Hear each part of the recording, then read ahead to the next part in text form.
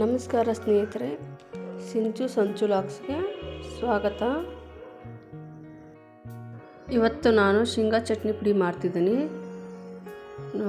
ಉತ್ತರ ಕರ್ನಾಟಕ ಶೈಲಿಯ ಶೇಂಗಾ ಚಟ್ನಿ ಪುಡಿ ಇದು ಮಾಡ್ತಿದ್ದೀನಿ. ನೋಡೋಣ ಬನ್ನಿರಿ. ಈ ವಿಡಿಯೋ ಇಷ್ಟ ಆದರೆ ಲೈಕ್ ಮಾಡಿ, ಶೇರ್ ಮಾಡಿ, ಸಬ್ಸ್ಕ್ರೈಬ್ ಮಾಡಿ. ಇವಾಗ 1/4 kg ಶೇಂಗಾ ತೊಗೊಂಡಿದ್ದೀನಿ. ಇವಾಗ ಗ್ಯಾಸ್ ಸ್ಲೋ ಇಟ್ಕೊಂಡು ಹುರ್ಕೊತಿದ್ದೀನಿ. ಇದನ್ನು ಇವಾಗ ನಿಧಾನವಾಗಿ ಹುರ್ಕೋಬೇಕು. ನಿಧಾನ ಉರಿಯಲ್ಲಿ ಹುರ್ಕೊತಾ ಇದ್ದೀನಿ. ಹಂಗೆ ಸ್ವಲ್ಪ ಹುರ್ಕೊತಾ ಬಂದೆ. ಇವಾಗ ಆಗೋಯ್ತು.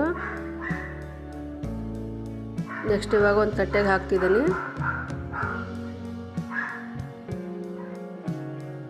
ಇವಾಗ ಅರ್ಧ ಸ್ಪೂನಷ್ಟು ಜೀರಿಗೆ ಹಾಕ್ತಿದ್ದೀನಿ. ಇದನ್ನು ಸ್ಲೋ ಉರಿಯಲ್ಲಿ ಇಟ್ಕೊಂಡು ಹುರಿತಾ ಇದ್ದೀನಿ. ಲೈಟಾಗಿ ಹುರ್ಕೊಂಡ್ರೆ ಏನು ಸಾಕು, ಜಾಸ್ತಿ ಹುರಿಯೋದು ಬೇಡ. ಗ್ಯಾಸ್ ಆಫ್ ಮಾಡ್ತಿದ್ದೀನಿ.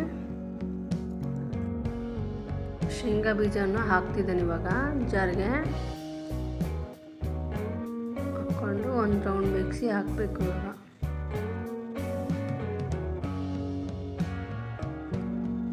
ಮಿಕ್ಸಿ ಹಾಕ್ಕೊಂಡು ಆಯ್ತು. ಇವಾಗ ಮಿಕ್ಸ್ ಮಾಡ್ಕೋಬೇಕು. ಸ್ವಲ್ಪ ಮಿಕ್ಸ್ ಮಾಡಿಕೊಂಡು ಮತ್ತೆ ಇವಾಗ ಪುಟಾಣಿ ಹಾಕಬೇಕು. ಅರ್ಧ ಕಪ್ಪು ಪುಟಾಣಿ ತೊಗೊಂಡಿದ್ದೀನಿ. ಪುಟಾಣಿ ಹಾಕ್ಕೊಂಡು ಮತ್ತೆ ಒಂದು ರೌಂಡ್ ಮಿಕ್ಸಿ ಹಾಕ್ಕೊಂಡಿದ್ದೀನಿ. ಇವಾಗ ಅದನ್ನು ಚೆನ್ನಾಗಿ ಮಿಕ್ಸ್ ಮಾಡಿಕೊಂಡು ಅರ್ಧ ಚಮಚದಷ್ಟು ಜೀರಿಗೆ ಹಾಕ್ಕೊತಿದ್ದೀನಿ. ಇವಾಗ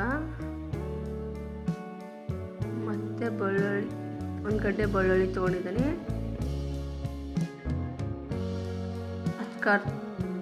ಅಚ್ಚ ಖಾರದ ಪುಡಿ 1 ಚಮಚ ತೊಗೊಂಡಿದ್ದೀನಿ.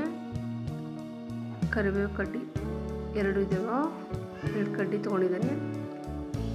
ಉಪ್ಪು ಅರ್ಧ ಚಮಚದಷ್ಟು.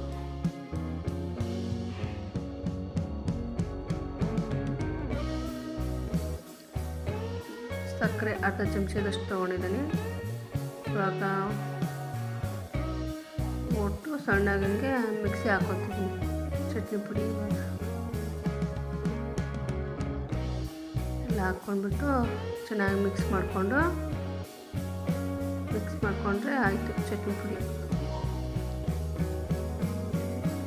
ಮತ್ತೆ ಮಿಕ್ಸ್ ಮಾಡಿಕೊಂಡು ಒಂದು ತಟ್ಟೆಗೆ ಹಾಕ್ಕೊಂಡ್ಬಿಟ್ರೆ ನಮ್ಮ ಉತ್ತರ ಕರ್ನಾಟಕ ಶೈಲಿ ಚಟ್ನಿ ಪುಡಿ ರೆಡಿ ಆಯ್ತು. ಇವಾಗ